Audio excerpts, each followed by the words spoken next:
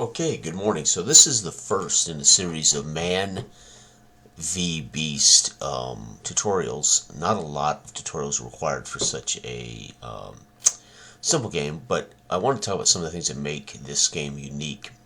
Um, so, again, you do not randomly generate your character. You don't randomly generate your numbers. You are given an array, and you can place these numbers in any of the 6 attributes. Again, the goal in this game, since there is no classes, there are no levels, you do not level up, you do not improve. You are an established veteran. I won't say hero, but in a way, you are the kind of human being in this age that is globetrotting. I mean, you are getting on these ships and you are traveling through vast areas of land and ocean, and you are exploring and you're meeting cultures and you're waging war against beasts, right? You might be battling civilizations that are hostile, but you might be mostly engaging in tribes and maybe aiding them against the reptiles or monsters in the area or whatever. So it is assumed that these are episodic sessions. They should last 60 minutes to 90 minutes, and they're self-contained. They end how they end, and if characters are alive at the end of the session, in the next session, it's a new episode. You start over, maybe 6 years or 6 months in the past, maybe 6 months in the future, and you have a new adventure, new tale. So there are no such thing as cliffhangers. If the session ends with you in a waging a battle against a dinosaur, you can complete the battle, or you can wrap the session up, and next week we're 6 months down the road somewhere else in the world, and it's assumed that we escaped the dinosaur or the monster, or we defeated it or whatever. Again, the game is not about resolution, it's about role-playing and exploration, and so we don't have to necessarily resolve some story or something, right? Okay, so there's some definite design differences here in just how we want you to play, not how we want the session to be presented or played, but it's traditional gaming ultimately. Okay, so this tutorial is really character creation and gear coupling, and what makes this special for building your character, your warrior, is how you couple your gear. And it's not complicated, but it makes for interesting effects upon your character for combat, for instance. So character A, this person isn't going to be a strong character. They've put 7 in strength, but they are wanting to be really capable defending themselves and using bows, ranged weapons. So they pick the highest number for their dex. Con, they want to be capable, again, of survival, so they put more in con. Intelligence 10, intuition 12, and influence 9, which is, now these ratings will determine these attributes will determine the ratings. So let's go ahead and get those now, because we'll do that to help show how equipment coupling change some of this. Okay, not a lot, but a little bit. So here we go. So we're going to go down here first to strength and melee damage. So now we know that the melee damage base for this character is only going to be 1, right? So again, they're not anticipating, obviously, again, the game is about, for the most part, dealing with threats and combat. It doesn't have, it's about exploration and world travel and that kind of thing, but clearly they are aiming toward, I would think, missile, right, for the most part, and agility and mobility, etc., like almost a thiefy type character. So melee, strength is 7, so 7 to 9, we get a 1 damage. That's a base damage in melee. Dexterity, missile to hit number, this is important to see, and you'll see how the game works. So there's combat is really done in 2 different ways. Your defense score determines how anything in the world can actually hit you in melee combat. So you are dictating your fate in defending yourself in melee combat. This is your skill, your ability to avoid, and creatures don't make this more difficult. Now, creatures might have advantage, or they might have a special ability or something that would affect your ability to defend yourself. But the reality is, in melee, this is how well you are capable of avoiding damage, or fighting off attacks, or dodging attacks, or whatever. It has nothing to do with how you damage them, because you roll their defense to damage them. So, for instance, a giant creature is easy to hit, so you're going to probably hit it more often, right? Smaller creatures or fast creatures are harder to hit, right?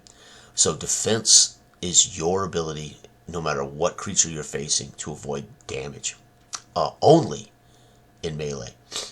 Because missile is your ability to hit your target, right? Aiming and anticipating the use of a ranged weapon that moves very fast. It's your ability to hit a target. And vice versa. It's the monster's ability to hit you. So missile to hit is generally going to be either really bad for monsters who don't throw things a lot and aren't good at it. But there will be some creatures that are really good at hitting you with, breath or spit or something, right? Okay. So missile is your ability to hit the target, and you don't use their defense. So combat is really two. There's melee combat is different. Missile combat is different. Okay. So when you understand that, you get the sense of why you can build a character a particular way. So the great thing about dexterity is it's going to give you good defense and good missile to hit, right? But again, they work differently. Okay, so anyway, we got our dexterity 16, which means our missile to hit number is going to be 15. And that means you get to roll a 15 and below to hit with your bow, your spear, a sling and stone, a thrown weapon. If you improvise throwing your dagger or whatever, there you have it, right? Missile to hit is 15 and below against any creature. Okay, not the same as trying to hit a bat trying to hit an actual flying bat with a club, right? Missile to hit is your ability to aim quickly, anticipate, and fire something that moves so quickly that you can take a bat out of the air if you're very good at it, right? So, okay, it sounds a bit extreme, but again, this is fantasy role-playing, right? Okay. So dexterity also determines our defense. So dexterity is for warriors, is going to be paramount, right? Dexterity here is 16, so he's going to have 8 defense to start. It's a very good score. It's the best defense you can obviously start the game with. And they have to roll 8 and below to hit you. Okay? So it doesn't matter what creature you are facing in melee, they must roll 8 and below on a d20 to hit you. Okay, pretty simple to follow right now, right? This is not complicated stuff. This is nothing super duper magic, but it's a different way to play a d20 simple game, right? Different details. Next up, we have our Constitution recovery.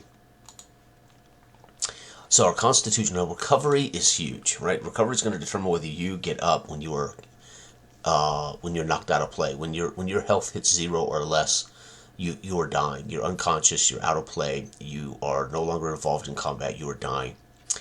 You get to make a recovery check at the end of combat to see if you survive, right? So it's like a death save. It's your personal death save. Okay, so our recovery is based on Constitution. This character's con is 14, so again, this is definitely a character that's going to have a high survival rate in the sense that they're going to have a good defense and they're going to have good health and good recovery. So con is 14, that gives him a recovery of 16. So think of this as a death save, 16 and below. You will revive when you are best chance. And recovery is also used when you are poisoned, like a poison save. So you're going to save versus poison with Constitution, but you are going to have a chance to recover from certain types of injuries, etc., using recovery rate. This will be healing. If the GM deems that your fall, you suffer some damage, but you break an arm, and gives you disadvantage until your arm heals, we can use recovery at some point to check to see if your arm is better, right? Okay, health, of course. Let's get up here back to health in the book. There it is, health. Health is, for this character, again, con of 14. Health is 16. So this is definitely a formidable warrior. And the game is not designed to try to trick you. It's designed to say, make the warrior you want to make.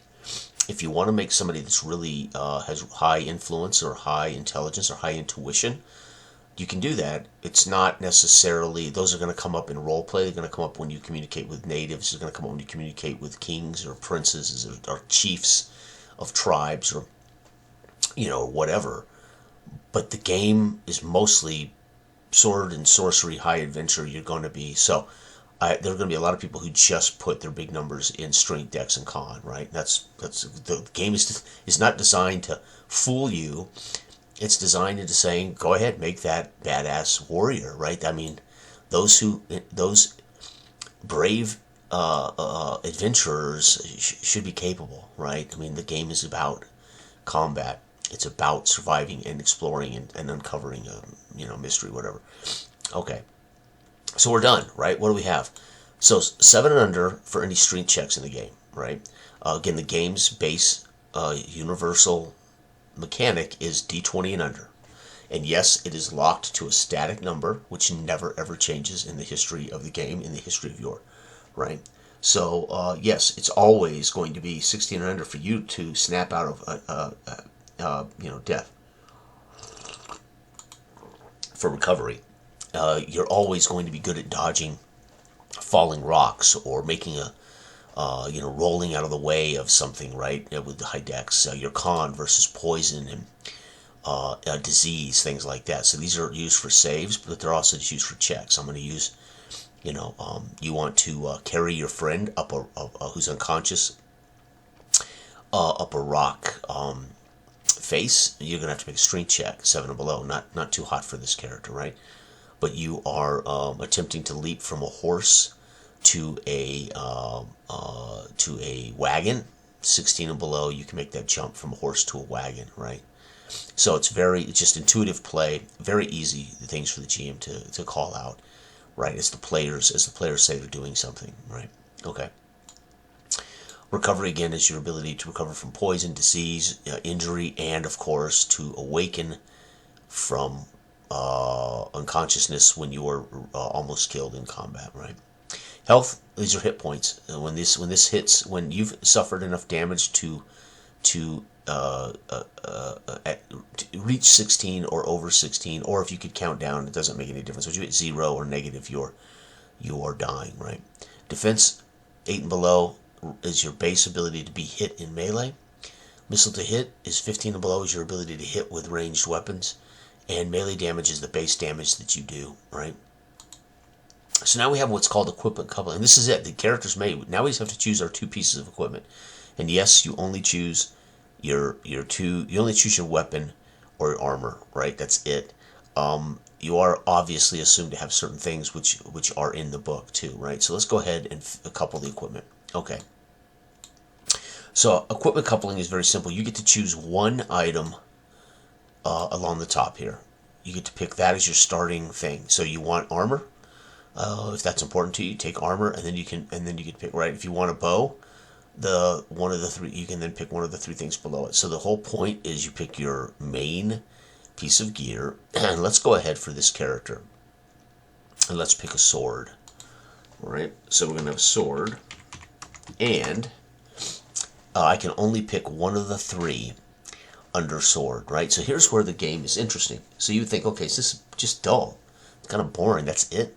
Except if I pick a sword and a dagger, I get a certain type of benefit by coupling these 2 weapons. If I pick a sword and a shield, I get different benefits. If I pick a sword and armor, I get a third. So just sword, all 3 of these give me a different element to my character's, how he fights. So a sword and dagger is basically going to create 2 weapon fighting, and it gives you a bonus to your melee damage. If I pick a sword and shield, that's sword and shield fighting. This gives me a bonus to both defense and damage, because a sword, all melee weapons will have a base damage, right? If I pick sword and armor, then of course I'm going to have the benefits of the sword, but I'm also going to have armor soak. The game features armor soak. If you are not wearing armor, you have no armor soak. Okay. So, for instance, let's again, because we're going to give 2 examples here, I won't go over every possible event. So this character again clearly has made it clear. I may not be about killing things in melee, but I am about being difficult to hit, and I am about being able to recover from damage, and I'm about staying alive. So this person is clearly geared toward defense. But because they don't do a lot of damage base, this person says, okay, I think I can maximize, although my strength's only 7, I think I can find a way to get a pretty good damage out of that, but I want to still be defensive. Right, so let's say this person says, give me a hammer and armor. Okay, so armor is going to give me armor soak. So we're going to go armor soak, and armor soak. Armor by itself is just 1. So at least they're going to absorb at least 1 point of all melee damage that comes in regularly. You will always suffer at least 1 point of damage in melee, no matter what your armor soak. Anytime you're hit, or anytime you hit a creature with armor soak, 1 point's always done. Right? Okay. All right, and the hammer gives them. We're going to go down here now because we've picked our 2 weapons. Hammer is 2-handed, so I can't use a shield. I can. Excuse me. Let me go back to that. To the chart. So the chart, why would shield be on here with hammer if I cannot use a hammer and a shield together? Well, because you don't have to be wielding your hammer. You can be, there'll be times where you just want to use your shield, and you may later find another weapon or get another weapon from another creature. So you could start with a shield that you just happen to carry with you. But yes, you can't use a hammer with a shield at the same time. So there'll be people who say, what's the point? Well, the point is you want a shield for later when you get it, when you do get something. But a hammer gives you +3 to damage. So technically your melee damage is now going to be base of 4. So I went from doing 1 point of damage on every hit I make in melee to 4 with my hammer. Now the problem is the hammer always goes last, right? So hammers restrict initiative, right? So initiative lost for this character because of the hammer. If I'm wielding the hammer. Now obviously if I find a dagger along the way, or I get a sword or axe or something in my adventures, then I can use my shield and that particular thing, right? But again, I didn't pick a shield, I picked armor. So hammer and armor. So all of a sudden I have armor soak. I'm very difficult to hit, right? This is not going to get better until I land a shield, right? Armor does not affect my ability to avoid being hit. It just affects my ability to soak. And there we have it.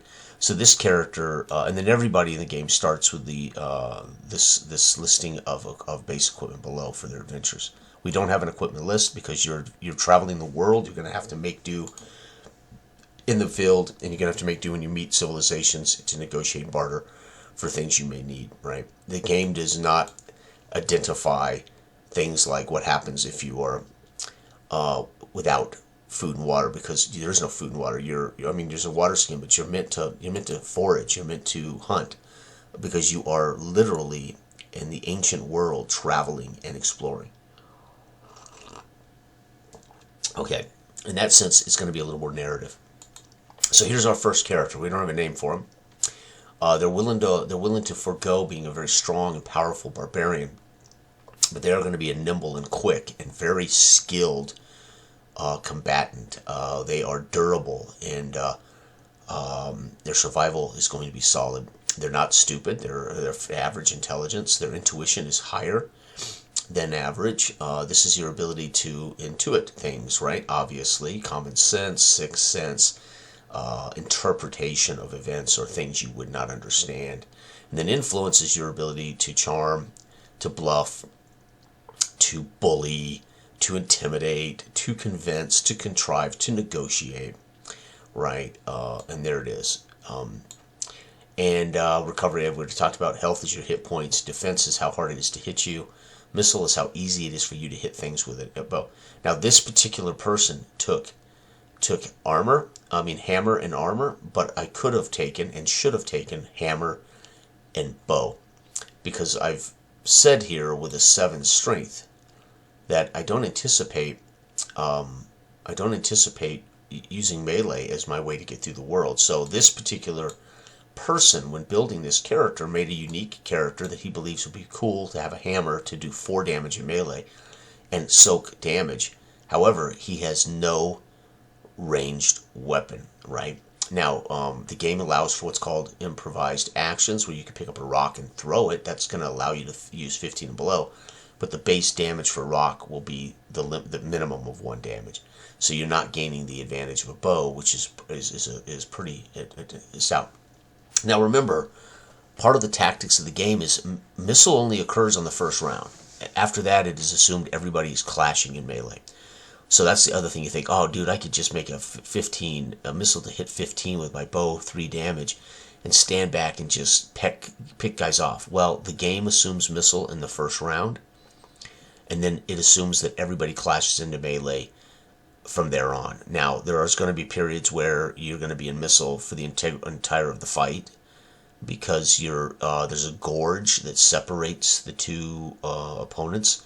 Or I'm on a boat floating down the river and being chased by a boat floating down the river, and I'm going to have a chance to shoot missile on multiple rounds, right? There might be a flying creature that never engages in melee, and therefore I can only shoot at it with missile. But missile is going to be limited for most ground engagements. You'll get your missile to hit shot, and then it'll assume everybody clashes in melee, and the rules verify that. They dictate that, right? Same with a flying creature. The GM will dictate whether a creature flies into melee, which would give you a chance to hit it in melee, or whether the creature stays out of melee and spits at you or uses a breath weapon against you. Then you're only going to use missile to hit that target.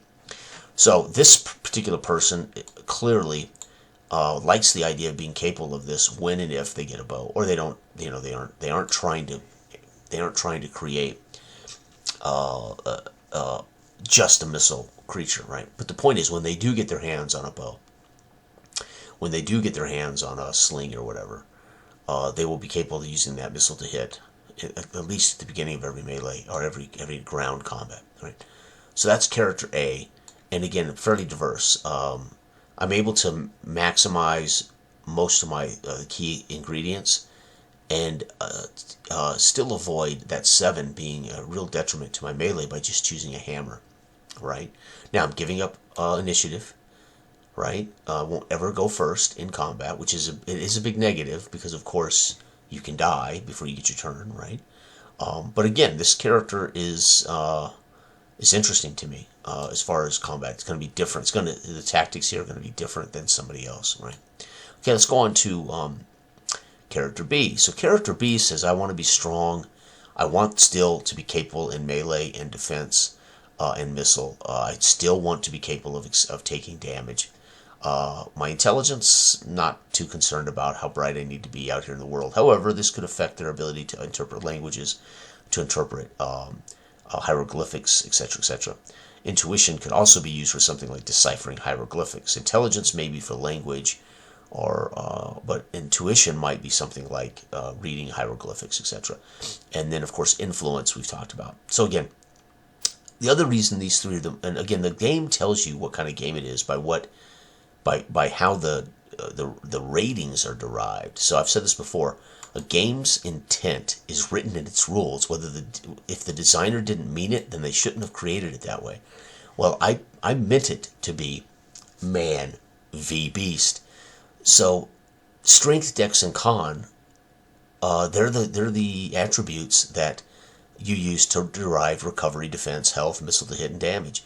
So clearly, I'm telling you through design, these are the most important attributes, because they're also going to dictate your ratings, right? And then I'm telling you that you are free to maximize what kind of combatant you are, right? We're not trying to make you weak. We're trying to say, make the character you believe would be would be traveling, trying to find Atlantis, the island of Atlantis, for your tribe, as you've met travelers that claim there's this amazing civilization out there in the ocean and blah blah blah, right? So, and you know you're looking for it, and you're gonna set forth with the best.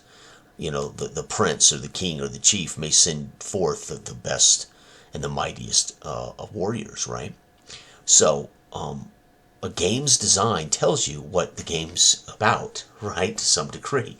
This is about 60-minute sessions that are encounter nights to some degree, right? And it's about role play, but how you get and what you're doing in that session with your crew is dealing with monsters or helping tribes deal with monsters or whatever. Okay, so again, this person clearly puts their top 3 in the most important attributes. Again, these attributes are important when it comes to saves, when it comes to challenges, and if you want a character that's capable of communicating with the tribe that you meet. I mean, imagine, if not, you may always find yourself in combat with non-hostile tribes because you can't communicate with them. They don't understand you, you don't understand them. So there will be some people that might want to be smart enough to influence the natives or understand the natives, right? Or decipher the runes on so you can get into the crypt because it's a magical ward or something, right? So anyway, let's go ahead and get the ratings now that we know their scores. Okay, so again, very simple. The strength for this person is 16. They do 4 base melee damage. Dexterity missile to hit is 14. They get that 15 to hit. Right. Remember, you are more heroes and capable adventurers than you are low-level 0 to hero fighters. Remember, there is no leveling up. There is no class. You are designing the character you want to roleplay. This is the 13th warrior. You already are the pack. You already are that group of guys traveling to investigate a thing, right? This is characters that are already level whatever, right? Okay. Okay, dexterity defense. His dex is 14, so defense is 8. Okay. And health, let's go ahead down here now. The constitution. Okay, health is, con is 12, so the health is 12. And recovery, again, con is 12, recovery is 12. Okay, so there we have it. Not big differences, but again, on a d20, they're enough. They're enough over the course of your character's lifetime that there are going to be some failed rolls, etc. All right, so clearly this is a strong, this is Conan, right? 4 strength. This is the guy who lifts the barrier. This is the guy that lifts the portcullis, picks up the boulder, pulls the boat onto shore or whatever, right? This is the guy that's going to be doing the heavy lifting. And again, but now what kind of, again, the gear coupling, you say, okay, so that means he's going to be the guy that wields a hammer. No, he didn't have to be he didn't have to be Conan with the axe. However, he could be. He didn't have to be Conan with a hammer, but he could be, right? But here's the thing: we're gonna make this a very strong and agile sword master. Yeah, let's make him a sword master. So we could do shield, spear. Let's see, what kind of warrior would I want to do with a guy like this? I think I'm gonna go with a spear and shield warrior, or spear and shield and dagger. Spear and dagger. So daggers on their own do not do damage. They add to your damage as a two-handed, right? So daggers and stone knives have no damage boost. They can be used, and your base melee is fine. But a dagger coupled with a spear, or a dagger coupled with a axe, or a sword gives you a bonus to damage and to defense, right? So a sword is special. It gives you a +1 damage and a -1 defense. Just the sword. That's not counting a shield. Okay, but we're going to go sword and shield because this is a sword master, or sword and shield warrior. A master at sword and shield. Okay, that means his melee damage, because the sword is +1, he's going to do 5 minimum damage with his sword per hit. But his shield gives him a -1 defense. So his defense is now 7. But guess what? His sword... Oh, that's the problem here. I'm not showing you. So a sword gives you +1 damage and -1 defense. Coupled with a shield, you get another -1 defense. So his defense... So a shield's technically a 1, and a sword is actually a defensive weapon. Allows you to do defensive fighting. So hitting this particular individual in melee is very difficult because he's a master with his shield. And even if he lost his shield, a sword as a weapon is a defensive. It allows you to be a defensive fighter. No other weapon allows you to be a defensive fighter, right? There would be people who would argue, well, the spear would allow you to be a defensive fighter. Not necessarily. I can get around your spear and into your ribs with a short weapon in a split second. So spears allow for you to have reach or speed, but that doesn't really, it's not a great defensive weapon. You poking at me is not going to keep me from penetrating inside your radius and attacking your ribs with a knife, for instance, right? But a knife is not a great defensive weapon. It's not. There's not much there for you to defend with. But a sword can be used, obviously, aggressively as an attacking weapon, but also as a defensive weapon. The axe the same way. A little unwieldy to be a great defensive weapon. The hammer, definitely too unwieldy to be a defensive weapon. So you see how we couple and we can gain benefits. So this character in melee is going to be remarkable. They're going to be difficult to hit. And they're going to do 5 points of damage every time they successfully hit their enemy. So here we have a really a more agile warrior that's choosing to use a heavy weapon and soak some damage. This particular person is again, we're talking about Conan.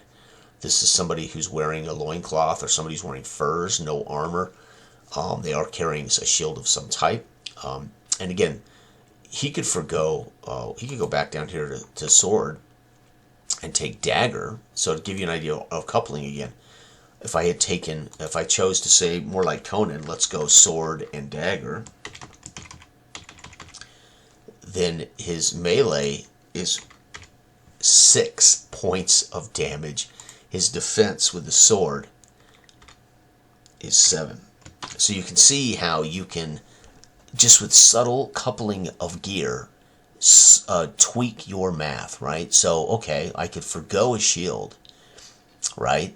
And still get a bonus to my defense thanks to the sword's ability. But also, because the sword's a +1, and a dagger as an offhanded weapon is a +1. It's not, a dagger is not a +1 to damage by itself, only if it's coupled with another one-handed weapon. So now I've got, again, somebody difficult to hit and does 6 points of base damage with a sword and a dagger. So you can see your choices here. Now let's go back to what I had, though. I had sword and shield because I want to talk about there is an actual tactics in the game that this sword and dagger, sword and shield can do that other people can't. So if you have a shield in the game, right? So now we're talking about, okay, that's just math. That's just how my character affects the math of the game, right? How hard I am to hit and how much damage I do. Okay, so now we're going to go down here and take a look at tactics. Well, having a shield, so, why would you have armor? Well, armor soaks, right? By the way, I'm going to put in armor soak because he may eventually find armor. He has no armor soak, right, for now. Whoops. Okay, I'm using Notepad. Notepad's my favorite thing, but it doesn't have spell check or anything. All right, so let's go back in the rules, and let's dive deep into what I can do with a sword and a shield I cannot do. So again, there's advantage and disadvantage in the game. We never use modifiers. Once we play, there's never plus and minus bonuses given out willy-nilly by the GM. You either give a player advantage or disadvantage based on circumstances or things.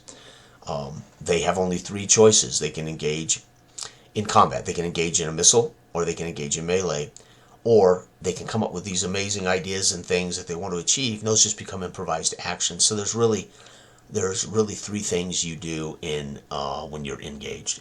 right? Movement is as I talk about here. Okay, there are no such thing as opposed checks. We use either save or improvised actions rule for anything that might appear opposed. There's never going to be you rolling strength against the Cyclops. It's just not going to happen, right? Okay, defensive fighting. This is where if you have a shield or a sword, this is an option you have as a tactic in melee combat, right? If you do not have a shield or a sword, one or the other, or both, you cannot ever use this tactic. So the sword, I have a feeling, is going to be the most popular weapon, or the shield obviously might be a very popular second-handed item, right? And we're going to go back up. Remember, I talk about design intent. When I design a game, I design it from the bottom up for intent. It literally is designed to be a thing, and you'll see that integrity of that thing throughout the rules, and all the way up to the title, the subtitle of the game, a fantasy swords and monsters role-playing game, right? I'm making no bones about it. The sword is the greatest weapon in this era, this fantasy game. That isn't to say you don't love the hammer or the spear. I'm a spear guy. I love the spear and shield warrior myself. I would probably build a character that's a spear and shield character, right? Okay, but that's not to say the bow is not remarkable. For instance, again, you only get one missile round before melee if you're engaged in ground combat, but the bow does 3 points of damage. Bam! So right out of the gate, you're able to pepper something on the first round and get 3 points of damage against them. If everybody in your group has a bow at some point, and you're about to engage, and the reason the reason the game is defined that range always begins combat is we're assuming you've not yet engaged close enough to engage in melee. What this does is it accounts for the reality that you're always at range when you first encounter a creature. Whether you choose to parlay or attack, range would be the first natural thing to happen before you're in close quarters combat, right? This is not handgun or AR combat in doorways and things where you're using your weapon until you end up literally somebody somehow comes from behind the door and attempts to club you with something or stab you and you end up in close quarter combat. No. This is ancient fantasy warrior, right? Okay. So again, they're a fighting retreat. Again, I've talked about this. Anytime the party wants to flee, everyone must make a dexterity save, and to flee the combat.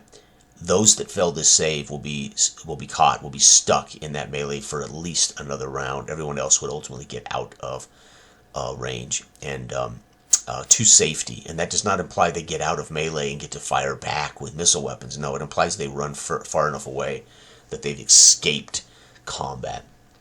So, but there you have it. So I thought I would go over this because this is one of the elements that might be lost. If you just skim through the book, you won't maybe see the subtle nuance of, you wouldn't see the subtle nuance of how what the game is designed to be, and how you can maximize the kind of adventurer warrior. Because again, we are adventure warriors. We are Conan. We are, I can't think of another example right offhand, but you know. And so, what appears to be a bad choice, 7, because of one melee, well, this person mitigates that with a hammer. Now, there's a price to pay for that. I have to always go last, right? And if there's any strength checks or any strength saves that come up in the game, I'm going to be a pretty low chance to be successful at a strength save or a strength check, right? But again, I'm hoping my character doesn't find himself in a lot of those situations, right? But boy, when I get a bow, and I add a bow to my equipment list, now I'm really going to be doing 3 points of damage on the first round from distance, and then we're engaged in melee. Okay. And there'll be people that say, why would you ever take a sling? Well, again, the game is not Pathfinder. It's not a tactical combat game. There are tactics in it, so you can build the kind of person you think you are, the kind of warrior that would be traveling the globe. Why would someone pick a sling? Well, because they see themselves as a particular person maybe a diminutive, very intelligent person who carries a sling and then has armor. They're not planning on getting engaged in a lot of melee at first, right? Sling is a one-handed weapon, by the way, so I want to make this clear. Technically, obviously, you have to load a sling with a rock, but but you spin it with one arm. So you could use a sling and a dagger in combat. So I hit him with a sling, and then when I engage in melee, my dagger becomes a +1. Right? I have a sling in one hand. Right? I can use that as a device that's defensive. I could use that sling as something like a whip, and the dagger gives me a +1 to my melee. So you can imagine, and then of course, hopefully, people are descriptive and narrative about how they are fighting this creature or fighting this, as they describe how they use the sling and get in with the dagger, etc. So, but again, it is meant to be a simple game, and it is meant to create a different dynamic. Whoops, I don't need that. And there you have it. So this is tutorial 1, 40 minutes. I don't know how that happened. It wasn't meant to be 40 minutes, but discussing a little bit about man v beast. All right, good day.